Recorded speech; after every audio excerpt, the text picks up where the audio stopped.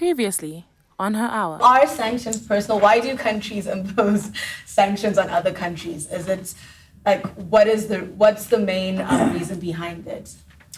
I really feel that the U.S. and the people of Zimbabwe have a very naturally good relationship. Yeah. I see it in the partnership that we do here with all the assistance that I mentioned. It's true that our governments have a difficult relationship, and that difficulty has a reason, and the reason is that we have real concerns about democracy and governance in this country. But what I'm really going to take away from me is the very natural, positive relationship that exists and should continue to exist between the people of America and the people of Zimbabwe. You deserve a photo shoot every hour. It's your hour. Camera, lights, flash. Tick, striker, pose. Oh, swag, drippy, click, striker, pose. That's how me about to say, but girl. School is, or education is necessary, and it's an essential tool, but it's not the ultimate in terms of you achieving your goals. Okay, our Rangers, how you all doing? Okay, my name is Paidamoyo Manhimbe, and as you know her, the lady herself. Yes. Vera, yes. Yeah, her name is Vera, and we want to welcome you guys to this episode where we're like, okay guys, we've been running this series, Miseducation through Misinformation. Maybe just a sneak peek into what we've touched on so far. We've done the wildest thing people have said on social media. I mean, they were so wild. Yep. And then we've also done the political episode of looking at regional politics and international politics. If you didn't watch that episode, guys, we want you to like go back on it and then maybe learn to how to take an active part in things that are happening in your country. And we've also touched the religious episode. Like we've seen what the men of God are doing out there. Like yeah, you guys And have they're seen doing it. a lot. Yeah. A lot. Too much, in fact. Exactly. And in today's episode, we're like coming back with another interesting episode. We're going to be touching on the educational episode. We're saying, okay, it so happens that even where we're saying that this is a group of intellects, right? We're actually finding miseducation still happening. And we're like, okay, we want to look at, is there a certain line, a fine line where we're saying that there's a fine line where education informs and misinforms? And then we want to look at the question that from all the people who are actually learning, are they getting educated? So we're going to be talking to different people in different levels of education, the lecturers. You see, we want to hear more and actually learn that in this day and age, is education the only way to success? Yes. And then we also want to look at education 5.0. We want to look from the perspective from where we're borrowing it, and then we want to see how effective is education 5.0. So you guys stay tuned and then just, embrace yourself in the episode. Just find yourself there and enjoy it. And also a reminder to you guys, for those true fans, we did actually once have an episode where we were looking into the educational system. So this is kind of like a supporting document. These are now our V11s to that previous discussion that we had. So yeah, enjoy the episode, guys, and we'll see you at the end of it, on the other end, on the other side. Yeah. Thank you. My name is Dr. Tsaru. I'm with the University of Zimbabwe in the Department of Journalism and Media Studies. So we train journalism students at the university. My name is Mr. Travis Chua. I'm a lecturer in the biotechnology department at IT for quite some years now. And in terms of my educational background, I have a master's in biotechnology, which was acquired in India. Clap for what up? He already paid her dues. Word. So education, of course, is supposed to be a tool that informs people, right? That gives people the correct tools in terms of making decisions in life and, making career in people's lives, as well as making people who are critical in terms of national development. But sometimes an education can also misinform people. It's quite... it sounds quite ironical, but that's a fact, because it all depends with how the education system is structured. So if it is not structured in a manner that gives people the correct critical skills to make decisions in life, the skills to be able to develop the country, then this, and also the skills to be functional in society. Then in some way you can think of education as if we have such kind of if an education can't inform people with those kind of skills, then that means it is literally misinforming people. So yes, indeed, education can misinform if it is not properly structured.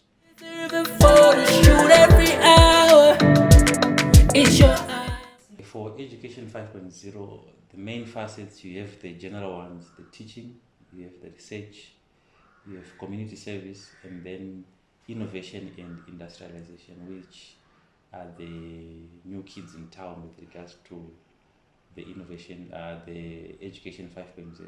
So you have all the other basic concepts that we normally used to have with our education system, but now they've added in the innovation part and also the industrialization, where you're looking at, you develop an idea into a sustainable thing that you can then go on to industrialize, which can solve national problems. So that's 5.0 in a nutshell. The introduction of the Education 5.0 is actually an attempt by the ministry to try and reorient the education system to produce graduates who would be able to both work but also create and be innovative, to create things. So it is quite a good approach. It's a good education system, and we at the moment it's a bit difficult to tell how it is already operating or whether there are any results to show on the ground. But it is something that is still new. Our graduates are still on stream as we speak, who are a result of the Education 5.0 policy. So we are not yet so sure in terms of what kind of graduates they will turn out to be. But in terms of thrust, in terms of policy thrust and what it seeks to do, Education 5.0 seeks to create graduates who are both innovative, but also critical thinkers, but also who are able to produce things, goods and services, and who are able to interact with society and know the kind of things that people are looking for in society and deliver solutions to communities.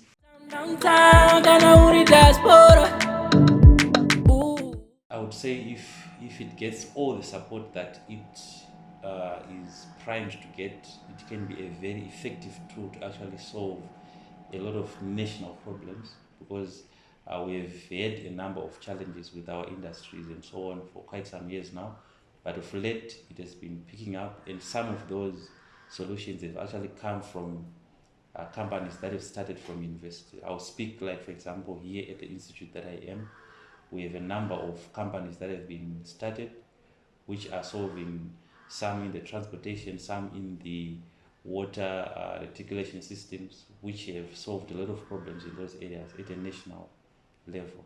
So it is an effective tool. Okay, so what we've done is to reorient our curricula, especially the journalism program also.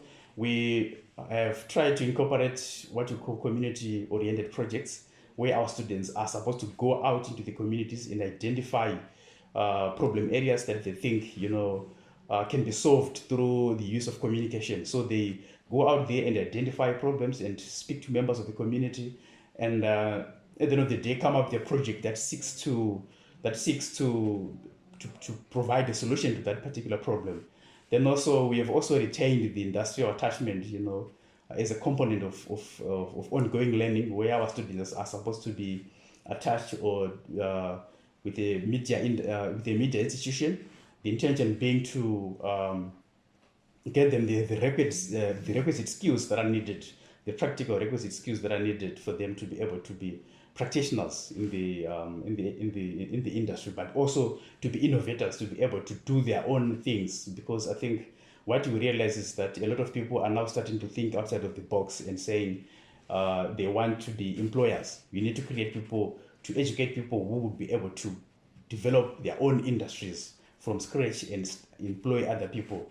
So we've got a course like that, a community-oriented project. We also have courses that have elements to do with critical thinking skills, because we feel it is also one of the skills that is lacking in society. Our graduates tend to have very limited, thinking skills, and we are trying to impart those skills in them. So this is partly what we have done in terms of reorienting the journalism curriculum. Education 5.0 inevitably requires a lot of financial injection in it, because you are not only educating someone to get the knowledge and then they go with their degree, but you want them to be able to identify problems, then they do the research on the problems. So research inevitably will require a lot of input, whether it's going to be consumables that will be used in the lab and so on. You need all those things to be able to get the solutions which you can then now go on to use at an industrial level. So it's mostly on the financial side of things where the support is needed a lot more, which I think with regards to my institute, they've been trying to do that with the help of the ministry and so on. So if more can be given, it will be able to go a long way in allowing some of the projects that have already been lined up to be able to go to that level. This is Vera reporting live from a random location here in Harare, Zimbabwe.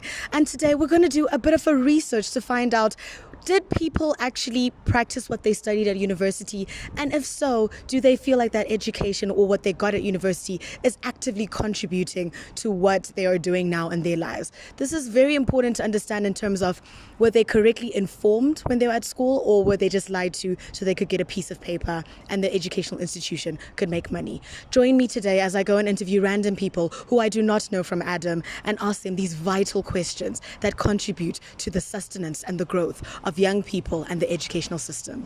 Thank you very much. Ma'am, I would like to ask you a question. Okay. What did you study for university? Economics. And what are you doing now for business, like for your career? I'm a arts and craft person. Do you feel like what you studied in university has contributed to your current job now? No. Thank you very much, ma'am. Enjoy the rest of your day. Thank you. Hi, I'm here with the upcoming president for the Zimbabwe Union of Journalists. Yes. What did you study at university? Sociology and gender. Is that in line with what you're practicing now in your career? Sort of. So sociology is the foundation of social sciences. So I can say yes, because you have a module for media there. So yeah. Do you feel like what you studied at university contributed to your job, or contributes currently to what you're doing in terms of work? It does, because I work with humans, and with sociology we try to focus on people's behavior, why they behave. We are social beings. Why do we behave the way we behave, and what influences it, the social structures and all. So yes, I do a lot of political interviews, find out why people vote the way they do, and it's influenced by society and socialization. So yes, it is influencing the work that I do. All right, so that's one person who's pro-education and one person who was meh. Moving on to our next interviews. Hello, gentlemen. How are you doing? I'm good, and how are you? I'm great, thanks. I have two questions to ask you. There's no wrong answer. So if I can ask, what did you study at university? Media and communications. And what did you study at university? Film, radio, and television production.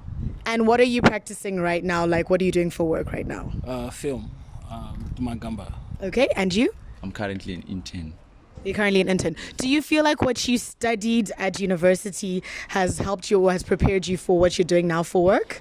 No, not entirely, but I can say somehow 30 to 40%. Mm-hmm. At university, we are talks of books. The practical part of it is something that you don't get at university unless you go out there and look for opportunities that are aligned with what you are learning in school. So the practicality of what we learn at school, at my own university, it's not there. Mm-hmm. That's why you see me here at Magamba trying to balance up what I learn at university, then come and do it on the ground. Yeah. And for me, being here at Magamba, it does more of the actual work. Of course, there are some basics that we learn about media and communications, but on the ground it's totally different, which is what I'm getting on the ground, away from the university. So I can say it's a matter of 30 to 60% sharing what I'm doing at work and what I'm doing at school.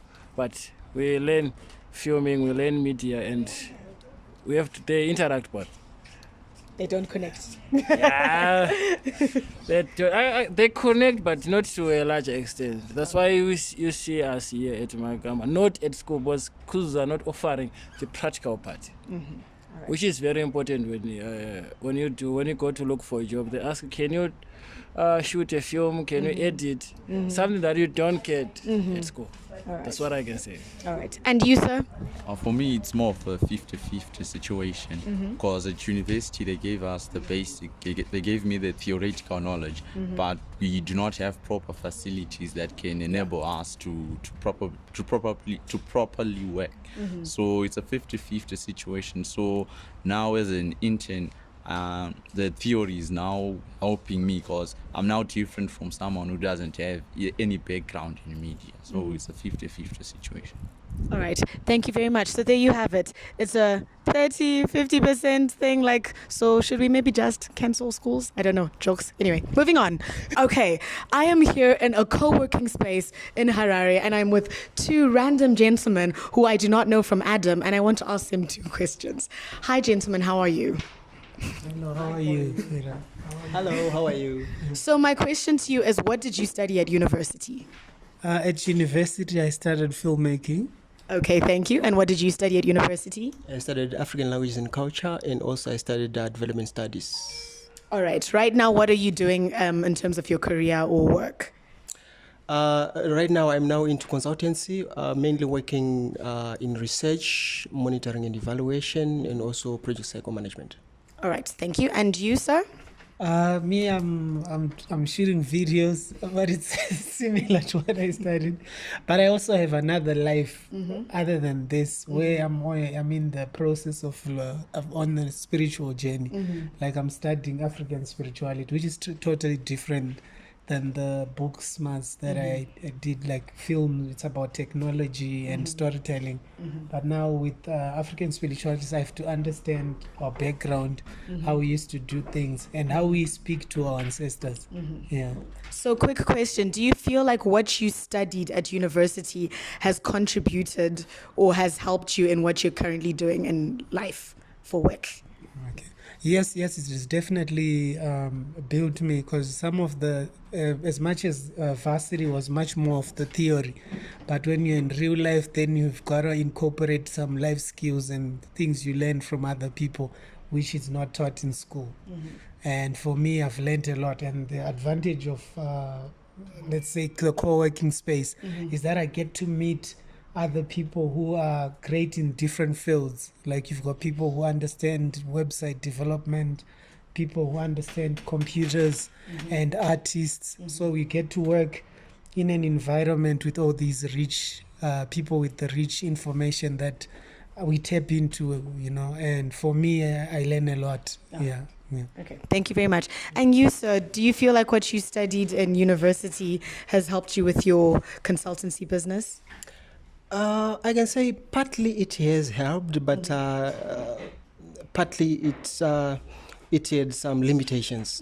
The reason why I'm saying so is because at university mostly it has been, we were actually taken through a journey of theories where you have these modules, you are reading books that were written by other people.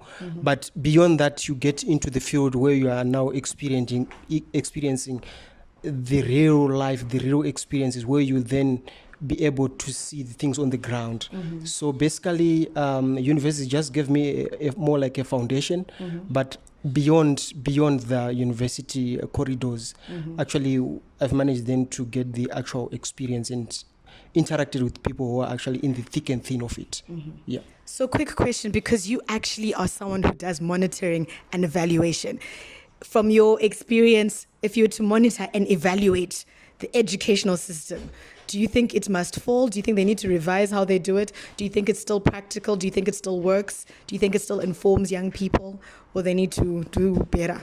I would say there are some subjects that are good in theory in the classroom, and also there are other subjects that do not have actually other subjects or modules that do not have enough in terms of practical exposure.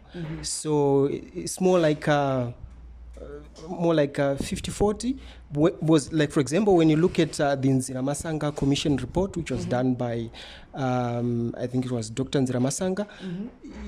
It's a big document which talks about the education in Zimbabwe, and all the recommendations of the Nziramasanga Commission report is all the recommendations which are there were not actually implemented. The reason why is access to technology, some of it, and also some of it maybe human resource capacity gaps that exist maybe from the grassroots level up until the tertiary institutions to the teacher training institutions. Like myself also, I'm interested in the arts, and when you are looking at in terms of things that are happening in the artistic sector, where we have creatives who have experience and they are not allowed to get into the educational system, so to speak, but they can only come as resource persons, something in that line. That's when you begin to see some of the weaknesses that are there. And yes, when you monitor and evaluate, you can get some positives, but on another side as well, you also realize that there are also some limitations to it. All right. Yeah. Thank you very much. There you have it from a monitoring and evaluation consultant.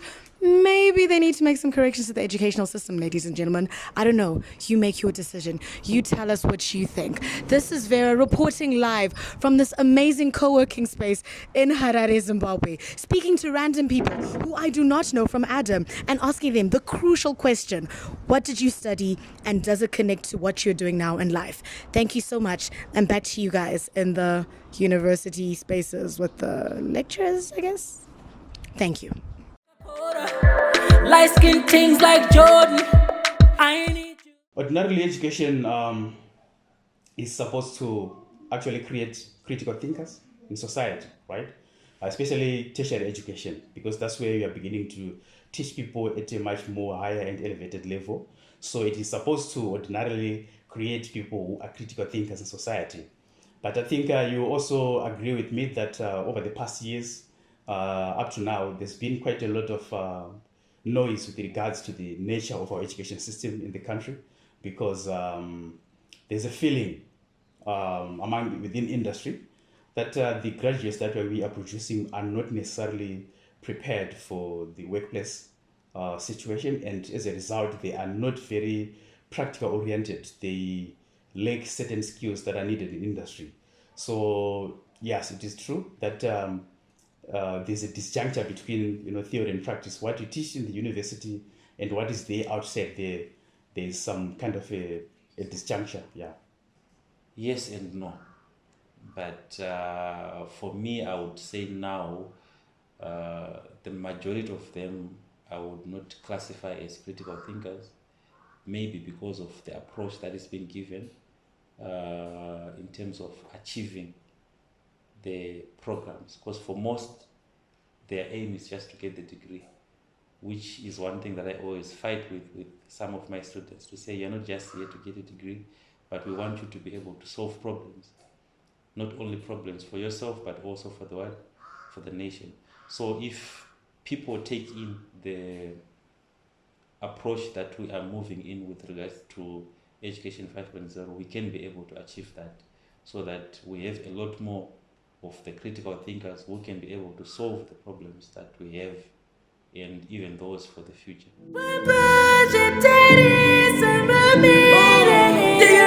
Sport is there, evidently, because we have a lot more graduates that come in and that do not necessarily have the employment that they so desire to have as soon as they finish their education. Being it as a result of a number of reasons that we have seen, the economic challenges that we've had over some time. But I would say the gap for me would be filled in if we move away from trying to think of getting employment as compared to creating the employment.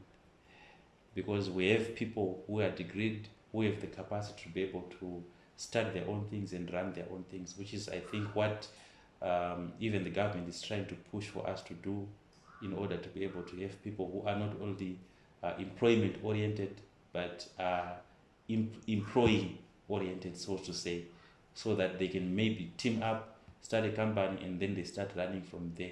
So it's a long shot, because it also has its own challenges. You need financing to do that. You need the resources for you to be able to structure something eventually that can be able to employ more and more people as time goes on. So the challenges are there in terms of the graduates that come out in the employment, but I think there's still that chance to be able to solve the problem if we move away from thinking more of employment and going along the lines of starting something and then you deserve it. Education is necessary and it's an essential tool, but it's not the ultimate in terms of you achieving your goals. For the parents, the advice is check to see those things that your children love to do and encourage them to do those things. Some are interested in sports, some are interested in, you can actually see that this child is technical, but parents also have a challenge that they want their children to do those things that they failed to do, and they always try to force them to go into that route. So I would advise that encourage them to do those things that they love doing, because they can actually bring out more from doing those things that they are interested in doing, other than what they are being advised to do. People are beginning to question education, right? Because originally people used to think of education as something that is, that can be questioned, right? So as a result of that, we tended to have we produce graduates who would be would lack creativity, who would not be able to deliver, things that are required in society, who are not able to provide solutions to society. So I think we are now beginning to realize that there's really need to question the structure of our education in terms of what it does to the graduates and what kind of people it seeks to produce. So you realize that there's that shift where people are beginning to question that what is education? How best do we tailor it to provide solutions to local problems? So I see the project, I see what you're trying to do is you're trying to move along with the lines and trying to have a critical analysis of education and trying to question it. And I think it feeds into also the national project, what the Ministry of Education is also trying to do by by putting in place the Education 5.0. The intention is really to create students who will be very functional and who will be able to provide solutions to society in view of the current problems that we are facing as a nation. Wow, that was very interesting. I've never actually had a conversation with someone who's actually in the educational institution like that and heard their perception of different educational systems that are in place and the futuristic ideologies around how education works and things like that. So that was really interesting to kind of so be you on the guys, other side of it. You guys, at some point I was really thinking that we just need to actually drop education, just drop it.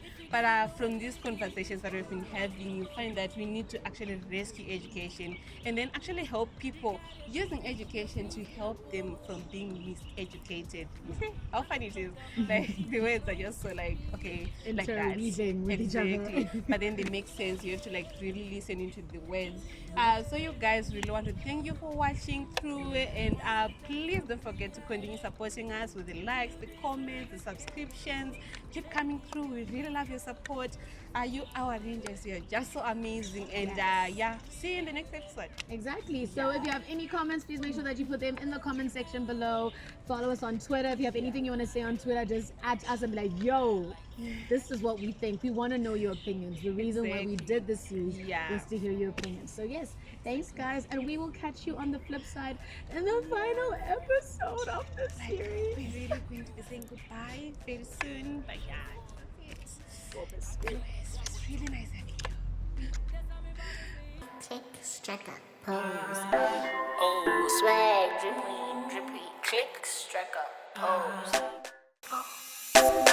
Clap for what up? He already paid her dues. Word.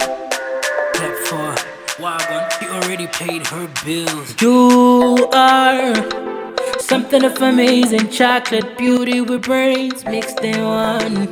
She got it from her mom.